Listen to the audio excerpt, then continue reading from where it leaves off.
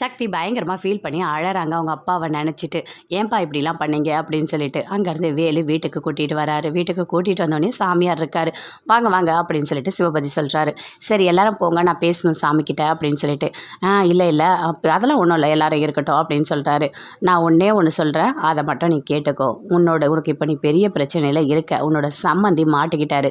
ஆனால் ஒன்று, அவரை நீ வெளியே எடுக்கவே கூடாது. அவர் ஜெயிலுக்கு போகணும், அவருக்கு தண்டனை கிடைக்கணும். அவர் தண்டனையை அனுபவிச்சா மட்டும்தான் உனக்கு அந்த பதவியே கிடைக்கும்.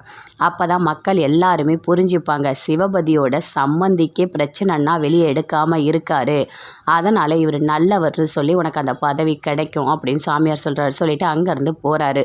அப்படியே யோசிக்கிறாங்க. பயங்கரமாக கோவம் வருது சக்திக்கு. அப்படியே ரூம்குள்ளே போகிறாங்க. பின்னாடியே வேலு போகிறாரு.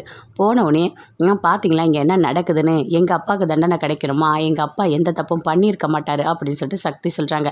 நீ சொல்கிறது சக்தி கரெக்டு தான், ஆனால் உங்கள் அப்பா எங்கேயாவது ஒத்துக்கிறாரா? அவர் போயிட்டு நான் தான் கொலை பண்ணேன்னு சொல்கிறாரு. அவர் சொல்கிற விஷயத்தை தான் கண்டிப்பாக போலீஸ் ஸ்டேஷனில் எடுத்துப்பாங்க. நம்ம எது பேசினாலும் நடக்காது. அது மட்டும் இல்லை, அந்த பிரகாஷ் இருக்க இடத்துக்கு இவர் ஏன் போனார்? ஆனால் பிடிச்சி கீழே தள்ளி இருக்கார். ஏதோ ஒன்று நடந்திருக்கு அப்படின்னு வேலு சொல்கிறாரு.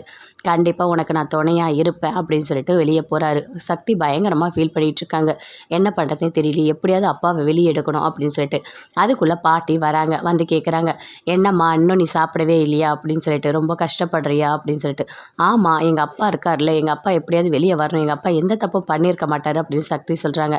இங்கே பாருமா, நீ சொல்கிறதெல்லாம் கரெக்டு தான், ஆனால் அந்த சாமியார் ஒரு விஷயத்த சொன்னால் அது கரெக்டாக தான்மா இருக்கும். ஏதோ ஒன்று இருக்குது, இதுதான் நடக்கணும்னு இருந்தால் அதை நம்மளால் மாற்றவே முடியாது அப்படின்னு சொல்லிட்டு வேலனோட பாட்டி சொல்கிறாங்க. அதுக்காக எங்கள் அப்பாவை விட்டுற முடியுமா அப்படின்னு சக்தி சொல்கிறாங்க. நான் அதுக்காக சொல்லலாமா, எல்லாமே நம்ம பண்ணலாம், ஃபஸ்ட்டு நீ சாப்பிடு, இப்போ வரைக்கும் எதுவுமே சாப்பிடல அப்படின்னு சொல்கிறாங்க. இல்லை எனக்கு பசிக்கலை, எனக்கு எதுவுமே வேண்டாம் அப்படின்னு சக்தி சொல்கிறாங்க. இங்கே பாரு, உன்னை நான் கட்டாயப்படுத்த விரும்பலை, ஆனால் எல்லாமே மாறும் சரியா அப்படின்னு சொல்லிட்டு அங்கேருந்து போகிறாங்க. அப்படியே வேலு வராரு. இங்கே பாரு வேலு, சக்தி எதுவுமே இப்போ வரைக்கும் சாப்பிடல, நீ ஏதாவது பண்ணி சாப்பிடவே அப்படின்னு சொல்கிறாரு. வேலு கிட்ட வராரு. வந்தவொடனே சொல்கிறாரு, இங்கே பாரு சக்தி, நீ அடம் பிடிக்காத, நீ பசியோடு இருந்தால் எதுவுமே நடக்க போகிறது இல்லை, கண்டிப்பாக நம்ம ஏதாவது பண்ணலாம், நீ சாப்பிடு அப்படின்னு சொல்கிறாரு. இல்லை எனக்கு எதுவுமே வேண்டாம் அப்படின்னு சொல்கிறாங்க சக்தி. ஏன் சக்தி இப்படி அடம் பிடிச்சிட்ருக்க, இதுக்காக நீ சொல்கிற பேச்சை கேட்க மாட்டேன், உங்கள் அப்பா மாதிரி நீயும் அடம் பிடிச்சிட்ருக்க அப்படின்னு சொல்லிட்டு வேலு பயங்கரமாக திட்டிகிட்ருக்காரு. திட்டிட்டு அங்கேருந்து போகிறாரு. அப்போ ஃபோன் பண்ணுறாங்க. ஃபோன் பண்ணி சேரங்கிட்ட பேசுகிறாங்க. சேரா நீ எங்கே இருக்க அப்படின்னு சொல்லிட்டு, என்ன நடந்துச்சு, எதுக்காக அப்பா அங்கே போனார், எதுவுமே நீ சொல்ல மாட்டேற அப்படின்னு சொல்கிறாங்க. இல்லை இல்லை அதெல்லாம் ஒன்றுமே இல்லை, எல்லாமே நான் பார்த்துக்கிறேன் சக்தி, நீ அதை பற்றி கவலைப்படாத சரியா அப்படின்னு சொல்லிட்டு ஃபோனை கட் பண்ணுறாரு. என்ன யாருமே எதுவுமே சொல்ல மாட்டுறாங்க அப்படின்னு சொல்லிட்டு சக்தி அப்படியே யோசிச்சுட்ருக்காங்க. அப்போ சேரங்கிட்ட அவங்க தங்கச்சி செல்வி கேட்குறாங்க, ஏன்னா நீ எதுவுமே சொல்லலை அப்படின்னு சொல்லிட்டு. இங்கே பாரு, அப்பா எந்த உண்மையும் சக்திக்கு தெரிய வேணான்னு சொல்லியிருக்காரு, அதனால தான் நான் சொல்லலை, புரியுதா?